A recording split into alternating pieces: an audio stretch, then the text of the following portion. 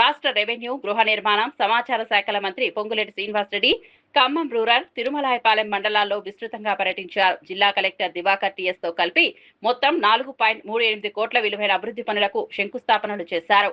ఆరేకోడు Kachirajugudem BT road, Ramanathanda link road, Kokkireni గ్రామ పంచాయతీ భవనం నిర్మాణ పనులను ప్రారంభించారు.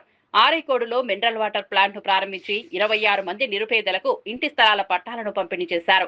అలాగే 19 మంది లబ్ధిదారులకు కళ్యాణ లక్ష్మి, షాదీ ముబారక్ చెక్కులు అందజేశారు. మరో 77 మందికి 24.67 లక్షల సీఎంఆర్ఎఫ్ రిలీఫ్ ఆర్థిక సహాయం పంపిణీ చేశారు.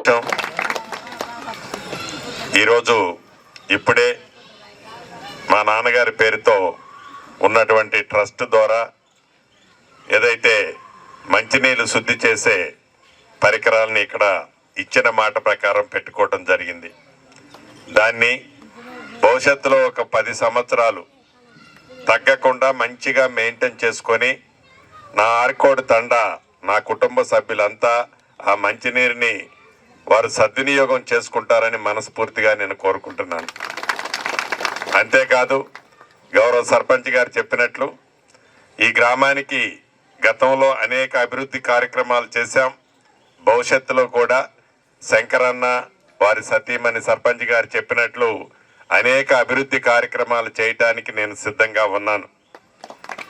అంతేకాదు అభివృద్ధి కార్యక్రమాలతో పాటు సంక్షేమ కార్యక్రమాలకి గౌరవ ముఖ్యమంత్రి రేవంత్ రెడ్డి గారి నాయకత్వంలోని మన ప్రభుత్వం ప్రతి పేదవాళ్ళకి అనేక సంక్షేమ కార్యక్రమాలు ఇస్తున్నాం. ఇల్లు 2వ విడత ఇప్పుడే ఇచ్చాం, మళ్ళీ 3వ విడత ఇస్తాం, 4వ విడత ఇస్తాం. ఇల్లు రాలేదని ఎవరు కూడా రంది పడాల్సిన అవసరం లేదు. అర్హులైన ప్రతి పేదవాడికి ఇందిరమ్మ ఇల్లు ఇచ్చి తీరుతాం. సన్న బియ్యం ఇస్తున్నాం, 200 యూనిట్లు ఉచిత కరెంట్ ఇస్తున్నాం.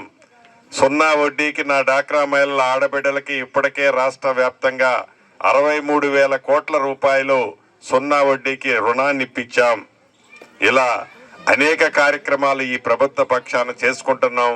మా ఆడబిడ్డలు, అన్నదమ్ములు చల్లగా ఉండాలని, రైతుని రాజును చేయాలని, నిరుద్యోగ యువతకి ఉద్యోగాలు మరిన్ని కల్పించాలన్నదే ఈ ప్రభుత్వం యొక్క లక్ష్యమని మీ అందరికీ చెప్తూ, అదే రకంగా ఇళ్ల స్థలాలు గతంలో ఇచ్చి పొజిషన్ సర్టిఫికెట్ ఈనోళ్ళు కొత్తగా ఇళ్ల స్థలాలు ఇచ్చేవి కూడా 16 మందికి 16 పొజిషన్ సర్టిఫికెట్లు, 10 కొత్త ప్లాట్లు, మొత్తం 26కి ఇప్పుడే మీ అందరికీ ఈ సర్టిఫికెట్లు ఇవ్వటం జరుగుతుంది.